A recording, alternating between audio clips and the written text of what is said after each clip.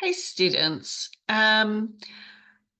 This video is kind of a review of some of the basic tenets of Buddhism.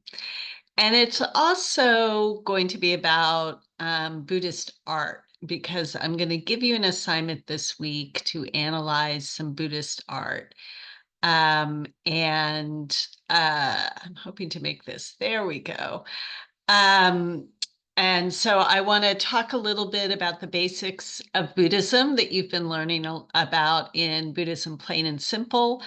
And then I also want to talk a little bit about Buddhist art, so you'll have some background and information that will help you do your own little discussion post about Buddhist art.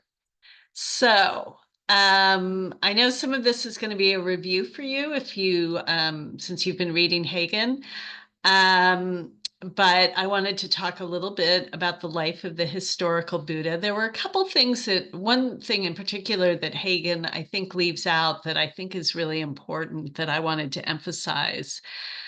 As Hagen has told us, Shakyamuni Buddha was born into a life of pleasure as a prince in an Indian royal family. He says, I was delicately nurtured. At my father's residence, lotus ponds were made just for my enjoyment. In one of them, blue lotuses bloomed, in another, red lotuses, and in a third, white lotuses. By day and by night, a white canopy was held over me so that cold and heat, dust, grass, and dew would not settle on me. I had three mansions, one for the winter, one for the summer, and one for the rainy season. I spent the 4 months of the rains in the rainy season mansion being entertained by musicians, none of whom were male, and I did not leave the mansion. So as Hagen has told us, the historical Buddha had lived a life of luxury. And there was a big turning point for him when at the age of 22, he sees what are later referred to as the four sights. He has left his house for some reason, and in traveling outside one of his mansions, he sees an old man, he sees somebody who is sick, he sees somebody who is dead, and he sees a holy man, sometimes translated as an ascetic. Um, and this shocks him to the point where that finding the answer to the problem of suffering became the most important thing in Siddhartha's life. He knew if he stayed in the palace, he would find no answers. It is said on the night his own son Rahula was born, he left the palace for good in search of an answer. He got up quietly, kissed his wife and newborn son, woke Chana, his servant, and they crept past the sleeping guards and silently rode away from the palace. When they both reached the edge of a river, they dismounted from their horses. Taking his sword, Siddhartha cut off his hair and swapped his rich clothes for the clothes of a beggar. He gave all his rings and bracelets to Chana to take back to his father. Chana watched as Siddhartha crossed the river and disappeared into the forest on the other side. By giving up his possessions and the symbols of his previous life, Siddhartha was letting go of the things that he thought were keeping him ignorant and thus resulting in his suffering. Later, he was to teach that renunciation, a letting go, was important in reaching enlightenment. So the first thing Siddhartha tries to try to figure out how to root out suffering was he follows ascetics. And ascetic holy people basically deny many of our human bodies' physical needs. So they fast, they deny themselves food, they deny themselves sex, they deny themselves all sorts of things our bodies feel at different times it needs. And these are some statues, figures of ascetics. They were often obviously very emaciated. And these are the first holy people that the Buddha follows, these ascetics. But doing this, well, I'll say a little bit more about him following the ascetics. Under the Bodhi tree in Bodh Gaya, he practiced special techniques for developing wisdom and achieving enlightenment, but was still not enlightened. So he was doing all this fasting, he was doing all this asceticism, and it wasn't working. And one moment that I don't think Hagen mentions, um, in his account of the historical Buddha, that I think of as so important, is that before the Buddha reaches enlightenment, he is visited by a local lady. Some people call her a milkmaid. Some say she brings the Buddha milk. Some say she brings him rice. And he's been denying himself food. He's been following these ascetics, but he accepts milk or rice, however you interpret the translation, from this woman. And it is after that he reaches enlightenment. And I always think of that as such an important part of the story of the historical Buddha, because as Hagen says, the Buddha is not a god. And it's the moment where he accepts our needs, the needs of our human body, the needs of our body for food and drink and nourishment, that he attains enlightenment, where he realizes I'm having a human experience, and therefore part of the human experience is that I have a body that needs to be nourished. And when he accepts that, he reaches enlightenment. He begins to understand the interconnectedness of himself to the world and attains enlightenment. He decides asceticism is not the answer for the Buddha and in Buddhism. Buddhists believe we must embrace our physical bodies and its needs as part of our existence because we are not gods, we are humans. And then the Buddha develops his beliefs about how to attain enlightenment, which Hagen has talked about and which I know you all have been reading about.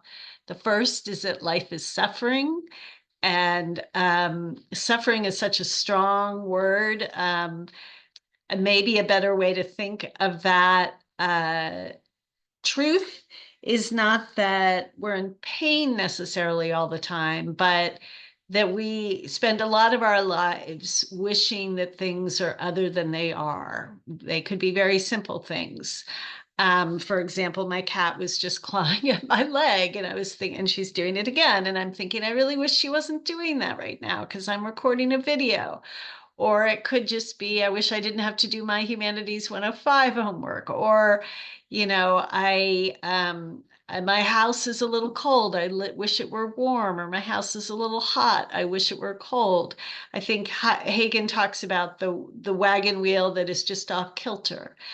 That part of our condition is that we often wish things are other than they are. And that's often a helpful way to think of that first noble truth, that life is suffering.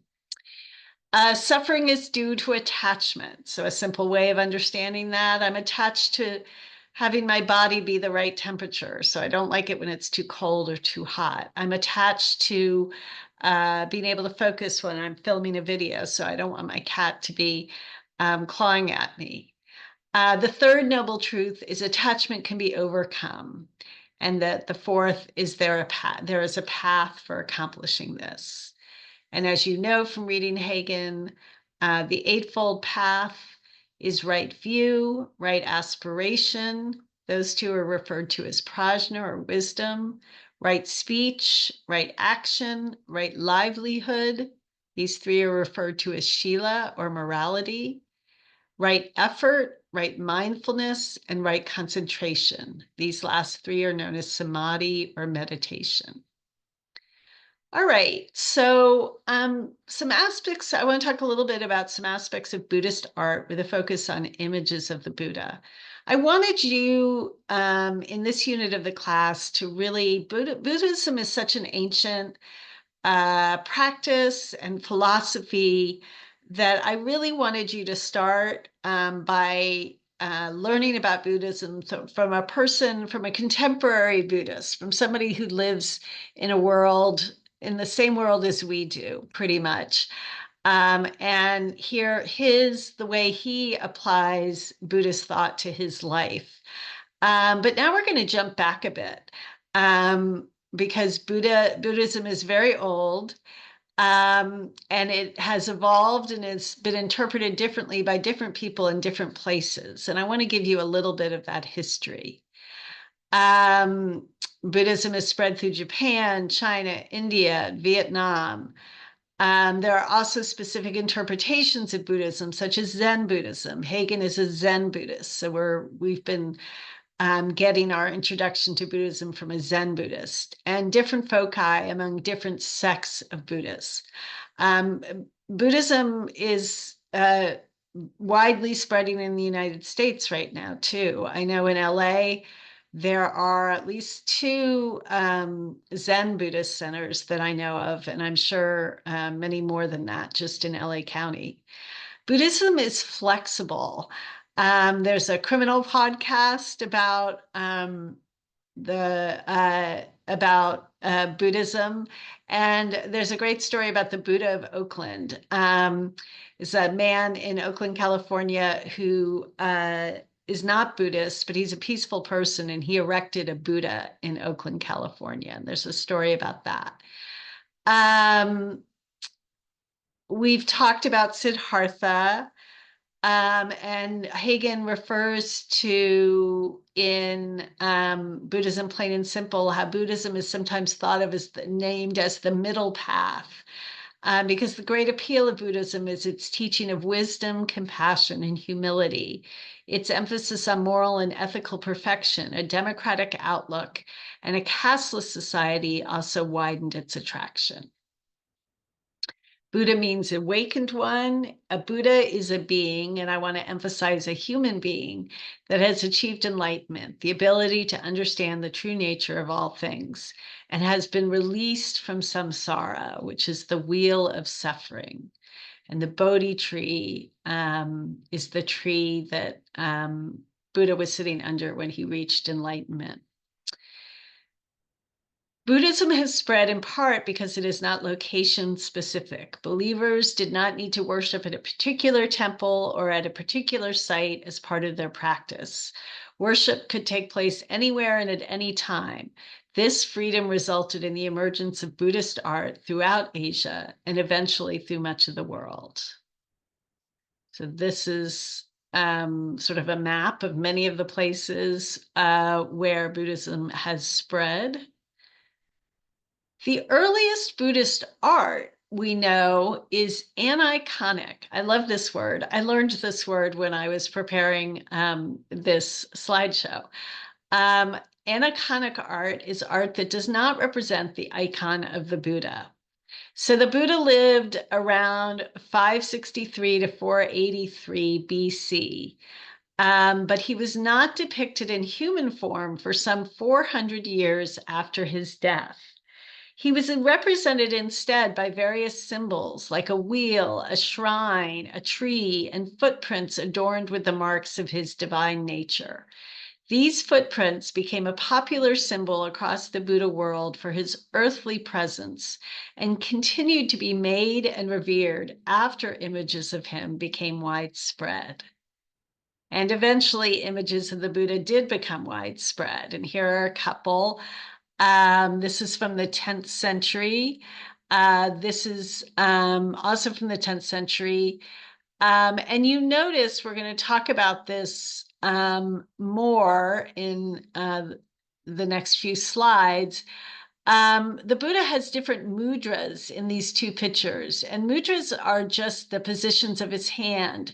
So hands. In this picture on the left, he is touching the earth, and with his right hand, and his left hand is palm up in his lap. In this one, he has his right palm facing out towards us. I believe that's a teaching mudra. And all these hand positions mean something different. And we're going to talk about that when I give you your assignment for analyzing a Buddha. This is the Buddha and attendants, late first, early second century BCE. These are, and again, notice different hand positions. All of these have a special meaning. This one's from India, this one's from Northwest Pakistan.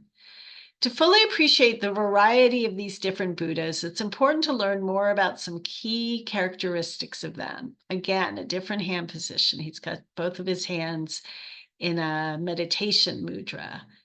The Buddha is often depicted sitting on a lotus flower.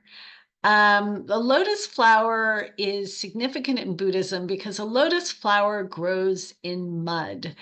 And it's considered sort of a metaphor for Buddhist practice that spiritual beings develop in sort of the muck of life. They don't develop so much from being protected the way the historical Buddha was protected in the first 20 years of his life, but that our spirituality is deepened by the ways we get our hands dirty, being out in life, working a job, raising a family, having relationships and friendships.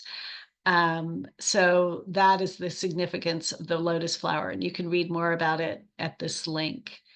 Sacred hand gestures called mudras are very important in understanding different images of the Buddha. And there's a link here that will tell you what different hand gestures mean. This PowerPoint, as you may remember, is at the top of our modules page.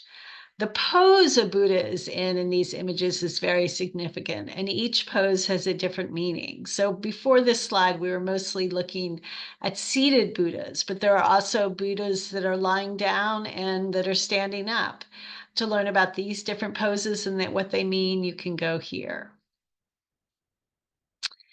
To see how different images of the Buddha can emphasize different aspects of Buddhism, check out this video of art historians discussing some different Buddhas in the collection of the American Museum of Natural History. And you can click on that link to do that. All right, now let's discuss how these images of the Buddha relate to this unit on Buddhism. This is what you're going to do. You're going to find an image of the Buddha that you like. You might look in some museum collections. There's a lot of stuff online. If you Google Buddhas in museums or Buddha's Metropolitan Museum of Art in New York, or Buddhas in museums, you should find a nice selection of them. You should identify its location and who made it when, if possible. You might, if you just Google, do an image search with Buddhas, you might also find some Buddhas that are not in museums, that are big Buddha statues in various countries around the world. Once you identify its location and who made it, if it's possible, you might not be able to find out who made it. You should also probably find out the approximate date it was made. Excuse me. Describe its pose, the mudra the Buddha's hands are in, and whether or not your Buddha is sitting on a lotus flower, and explain what these aspects of your Buddha might suggest about its purpose or meaning. So this will be somewhat dependent on these links, and they're down here repeated. You can also, there's also that link of people talking about Buddhas in a museum collection, which you might want to look at. Draw a connection, and this is a typo that I can't fix because I'm at home and I can't edit my PowerPoint. Draw a connection between the Buddha you selected in a sentence or passage, it should say, from Buddhism Plain and Simple.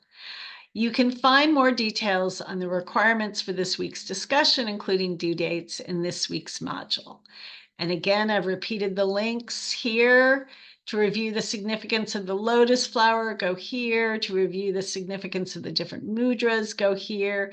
To review the significance of the different poses and images of the Buddha, go here. This is Thanksgiving week. I don't want to give you a lot to do. All you have to do this week is this assignment, which I think you could probably do within an hour, and do your initial post for it by Wednesday night. And then you're going to do 2 replies to other people's posts. You also have a mindful listening assignment that's this week, and that's it. This is just now that you are familiar with the fundamentals of Buddhism, I want you to do a little thinking about images of the Buddha and how you relate and how you relate what you've learned about Buddhism to these images and to Buddhist art in general. Let me know if you have any questions or concerns.